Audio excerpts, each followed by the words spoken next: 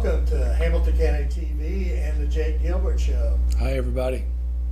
Well, Coach, Avon definitely, even though they haven't got any wins this season, played you pretty good the first time. Yeah, well, we weren't surprised.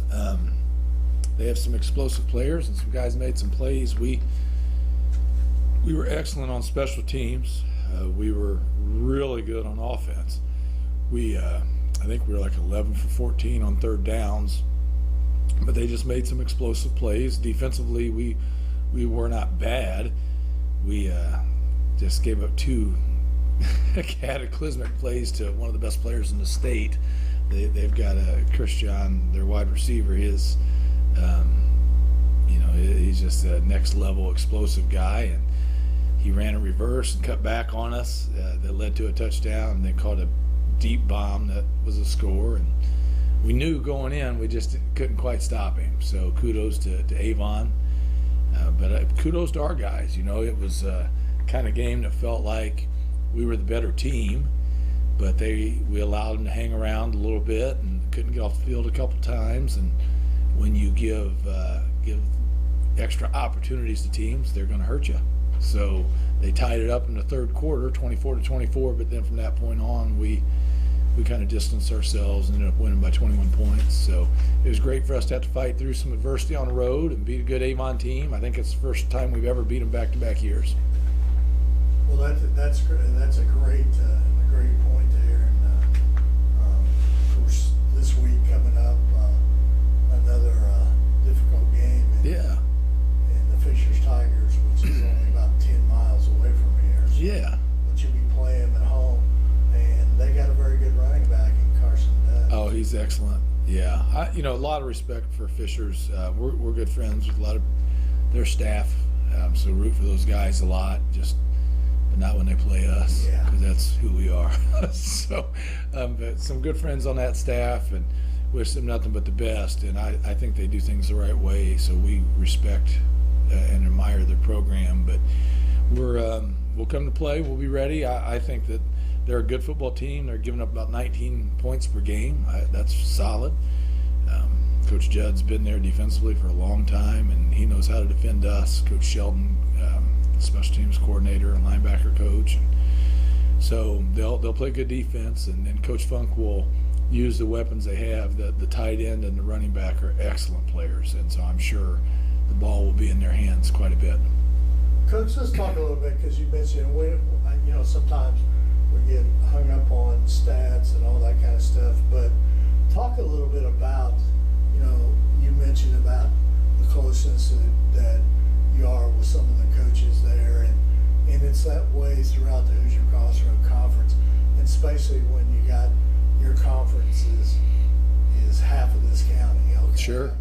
Teams of Noblesville, Southeastern, Fishers. So,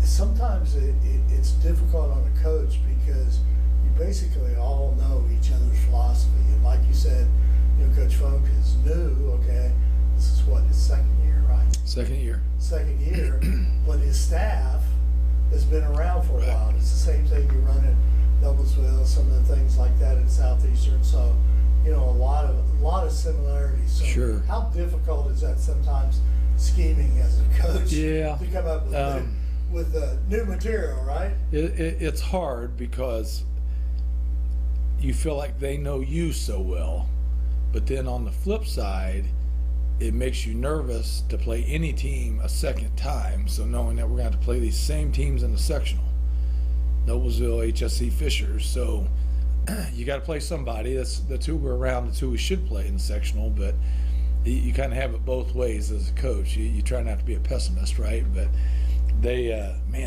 some of these guys have competed against us for a long time, and they kind of know what works. And some guys are successful against us. And however, even though you kind of know them as well, you're always a little nervous that the sectional is going to be a little different.